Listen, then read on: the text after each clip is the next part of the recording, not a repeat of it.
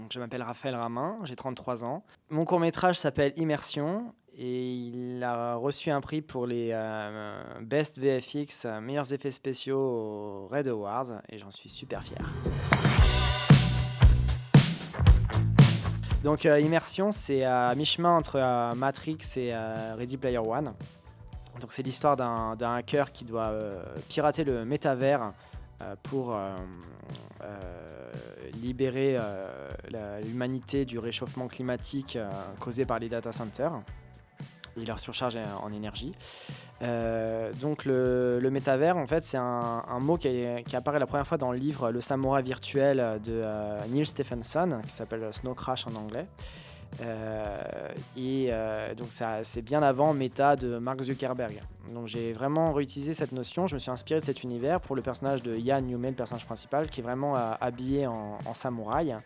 Et en antagoniste, on a Lin Fei comme comédienne qui incarne une geisha du nom de Diane. Donc elle m'a dit effectivement on dirait un fan film de Ready Player One. Alors j'ai utilisé un peu, voilà, il y a Diane Artemis, il y a des choses qui se ressemblent. Yume, c'est un peu comme Neo et le Thomas Anderson qui est ingénieur informaticien dans la vraie vie et hacker à ses heures perdues. Et donc je me suis aussi inspiré du jeu de Battle Royale. Donc le personnage principal, quand il rentre dans la matrice, qu'il essaie d'hacker le métavers, il joue un espèce de FPS où tout le monde jouerait avec des casques de réalité virtuelle, mais où les gens misent leurs vraies économies et ils peuvent être ruinés. Et du coup, je me suis dit, bon, c'est une espèce un peu de science-fiction qui serait un peu plausible dans les années à venir, avec la venue de l'IA, le fait qu'on soit déconnecté de l'économie réelle aussi, qu'on achète beaucoup de choses en numérique. Donc voilà. Je me suis aussi inspiré d'Inception, avec comme il y a beaucoup de voix off, notamment la voix off de Cobb, DiCaprio. Il y a des choses qui m'ont vraiment... j'ai beaucoup de références de Christopher Nolan comme réalisateur, c'est un des réalisateurs que je préfère pour cet univers-là.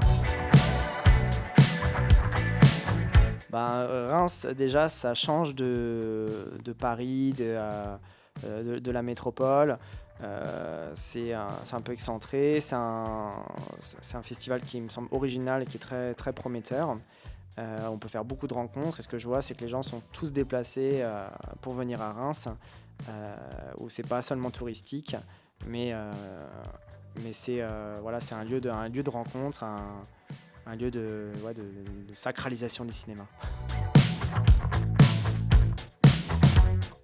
Alors soumis, je sais pas pour les Red Awards. Par contre, j'ai 3 longs métrages en écriture. Alors je travaille un peu ce que j'appelle la rotation culturelle. Je travaille en jachère. Quand j'ai un court métrage que j'ai envoyé en festival, j'ai un autre qui est en post-production. Quand je travaille donc effectivement sur le montage, j'en ai un autre qui est en train d'être tourné et j'en ai encore un autre en train d'écriture en train d'être écrit. Je tourne comme ça. Donc là, j'ai écrit un long métrage sur Attila, inspiré de Gladiator, parce que je pense que c'est le réveil des empires. Donc voilà, ça c'est un projet. Puis après, voilà, j'ai 2 autres projets de long métrage aussi en écriture, mais je pense que je vais prendre mon temps. Et quand on sait qu'il faut 5 ans pour produire un long métrage, je me dis que je vais plutôt continuer à me faire la main sur du court métrage et du clip en attendant, et ce que je peux faire à mon échelle. Voilà. La pluie. Shower. Opéra. Red Movie Awards.